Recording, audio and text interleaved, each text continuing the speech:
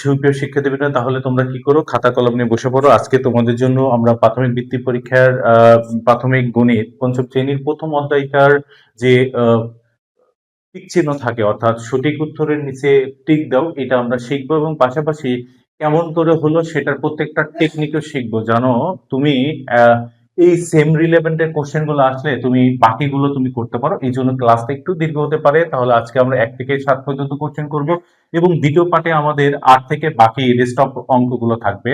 তার মানে তোমাকে 2 দিনে আমরা প্রথম অধ্যায়টা শেষ করব ইনশাল্লাহ। এইভাবে করে আমাদের যে তোমাদের যে 10টা অধ্যায় আছে, 10টা অধ্যায়ের জন্য আমরা মোটামুটি 10 থেকে 15টা ভিডিও দিব। 15টা ভিডিওর মধ্যে তুমি ম্যাথের যে এই প্রাথমিক গণিতটা তুমি শেষ করতে পারবা এবং আমরা ইংরেজির জন্য তোমাদেরকে সুদক্ষ ভাবে তোমাদের সামনে ক্লাস নিয়ে আসবো এবং বাংলার জন্য নিয়ে আসবো।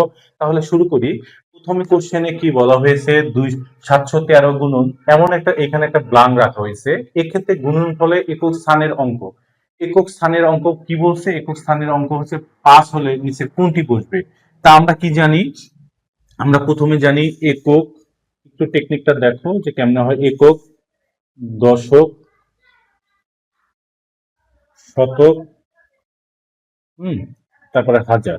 আমরা এটাই চিন্তা করি। তাহলে একক, দশক, শতক, হাজার, তার মানে একক স্থান সবসময় কোথায় বসে? আমার ডান পাশে বসে। এইখানে যে সংখ্যাটা থাকবে সেটা একক, তারপরে যে সংখ্যাটা থাকবে সেটা দশক, তারপরে যে সংখ্যাটা থাকবে শতক, তারপর যেটা থাকবে হাজার।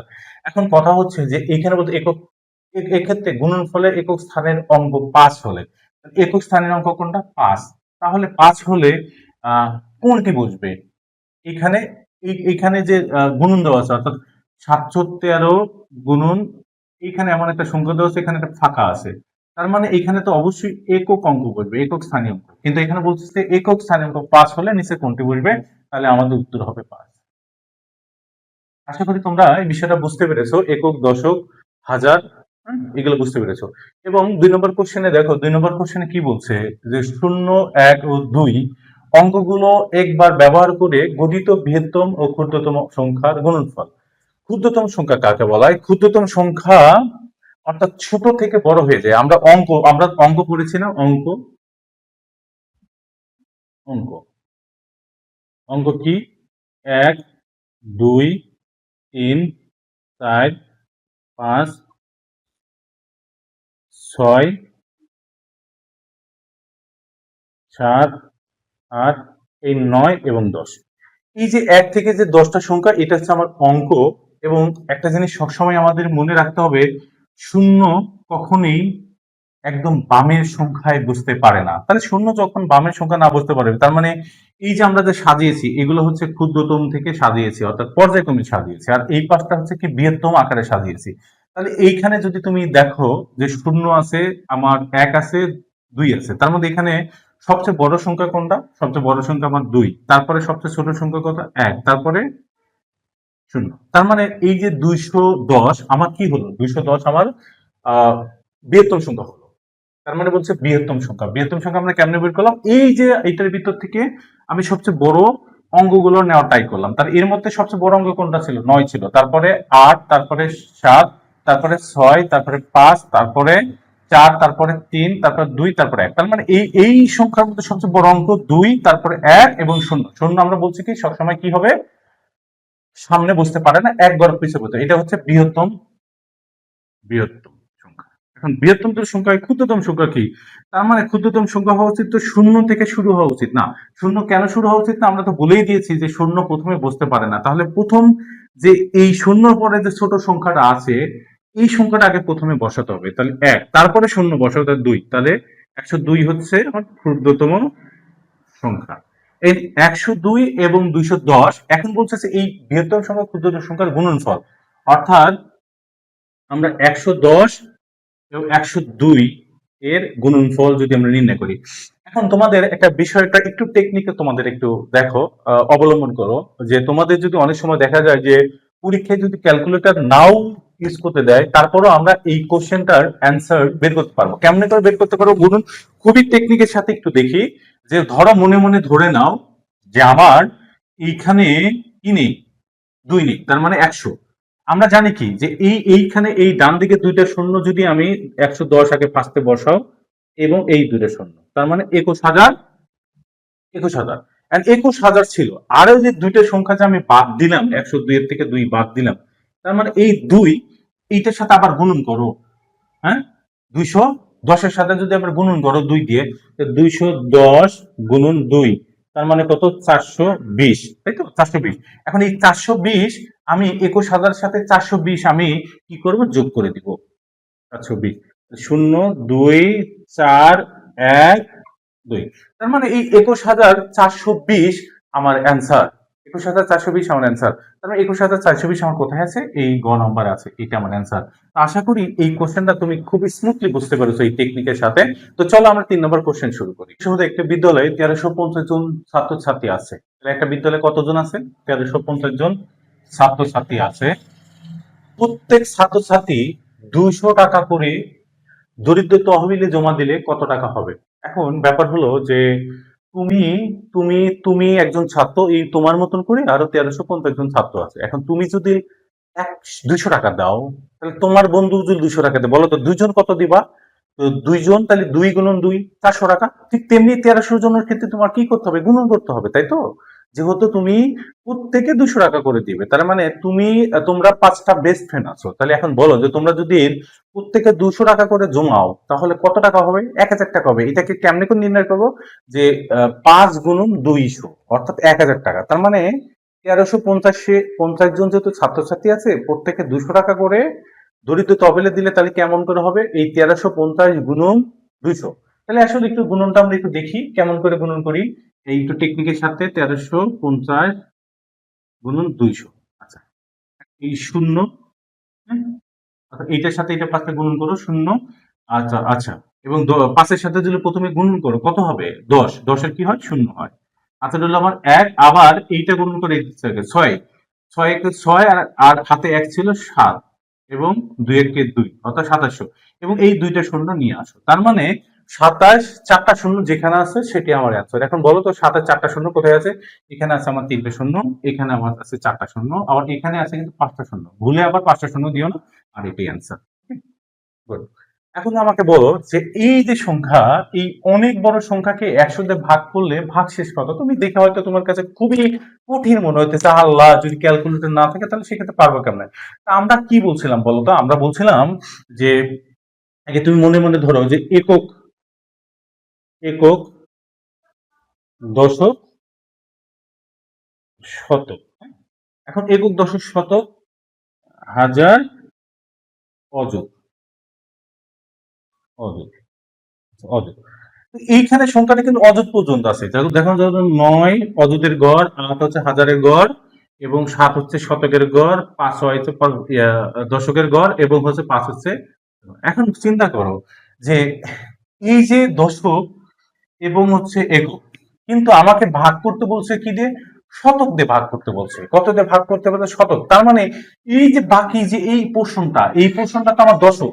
কারণ 10 বেশি না শতক, শতক বেশি? অর্থাৎ 100 বেশি না 10 বেশি? তুমি তো অবশ্যই বলবা যে 100 বেশি। তার মানে 65 বেশি না 100 বেশি? অবশ্যই 100 বেশি। তার মানে কি 65-র ভিতরে 100 যায়? যায় না।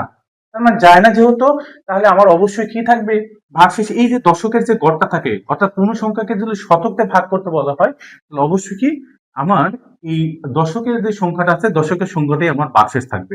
এই দেখো, এটা 98, কারণ এরকম তো এখানে দশকের গড়ে কি 9, 8 ছিল? ছিল না। এটা 987 এরকম কি ছিল? দশকের ছিল না। এই 765 এটাও কি ছিল? ছিল না, কিন্তু 65 ছিল, এটা ছিল। এই জন্য অ্যান্সার আমার এইটা হবে। তো তোমরা আশা করি এটাকে খুব মজা পেয়েছো এবং এটা করতে পেরেছো, এবং এই রিলেটেড কোশ্চেন গুলো আসলে তুমি অ্যান্সার করতে পারছো। চলো আমরা 5, 6, 7টা করে ফেলি। 5 নম্বর কোশ্চেনে দেখো কি বলছে, যে ভাগের ক্ষেত্রে কোনটা সত্য। তো তার আগে এই যে এইটা, এটা, হ্যাঁ, আচ্ছা, একটা একটা দেখালি তো হয়ে গেল। এইটা সম্পর্কে তোমাকে একটু বলি আর কি, যে এইটাকে কি বলে। এটা অনেকেই হয়তো তোমরা জানো, আবার অনেকে জানো না, এটা স্বাভাবিক। বাট আমরাই ভুলে যাও মাঝে মাঝে। এটার নাম হচ্ছে তোমার হচ্ছে বৃহত্তর। হ্যাঁ, বৃহত্তর। এখন দেখো কোনটা কোন ক্ষেত্রে ক্ষুদ্রতর হবে, কোনটা বৃহত্তর হবে। যেমন আমি যদি তোমাকে বলি এটা কি আর এটা কি, তাই তো? দুটা কিন্তু সেমই, বাট একটা উল্টে গেছে। এখন মনে রাখবা, এই যে মুখ, মুখ মুখ বড়, তাহলে এখানে কি মুখ বড়, তার মানে এই এই পাশে যে সংখ্যা থাকবে এটা হলো বড় সংখ্যা। কি সংখ্যা? বড় সংখ্যা। আর এই পাশে মুখ বড় আছে না, মুখ বড়, তাহলে বড় সংখ্যা। আচ্ছা, তার মানে এই পাশে কি হবে? ছোট সংখ্যা, তাই তো? এটা ছোট সংখ্যা। তার মুখ যেদিকে বড় থাকবে, মুখ যেদিকে বড় থাকবে সেই ক্ষেত্রে কি হবে? বড় সংখ্যা হবে। আর এইদিকে যে এই মুখ যেদিকে একটু মানে তীর টাইপের যেদিকে থাকবে এটা ছোট সংখ্যা। এখন তার মানে এই কোশ্চেনটা কি বলতেছে যে ভাজক এইটা দ্বারা তুমি কি বুঝাচ্ছ বলো তো, বোঝো তো। এটা আমার বড় সংখ্যা, এটা আমার ছোট সংখ্যা। আগে কোশ্চেনটা দেখো, ছোট সংখ্যা বড় সংখ্যা, তাই তো? আর এই কোশ্চেনে এটা আমার ছোট সংখ্যা, এটা আমার বড় সংখ্যা, তাই তো? এই কোশ্চেনও কি এটা বড় সংখ্যা আর এটা ছোট। Okay? আর এই দুটো হচ্ছে সমান সমান। এখন আমাকে বলতো যে ভাগের ক্ষেত্রে আমরা কি জানি বলতো? ভাগের ক্ষেত্রে আমরা এরকম জানি যে এটা হচ্ছে ভাজ্য, এটা হচ্ছে ভাগশেষ, সরি ভাগফল, আর এটা হচ্ছে ভাজক, আর এটা ভাগশেষ। এখন এটা যদি ভাজ্য হয় তাহলে এক সময় সবসময় মনে মনে রাখবা, সবসময় মনে রাখবা কি মনে রাখবা, আমি একটু তোমাদেরকে একটু মুছে দেখাই যে সবসময় মনে রাখবা যে আমার ভাজ্য এটা হচ্ছে বড়, কি বড় সংখ্যা। তারপরে তারপরে সংখ্যা কি হবে আমার? ভাজক। তারপরে সংখ্যা আমার কি হবে? ভাগফল।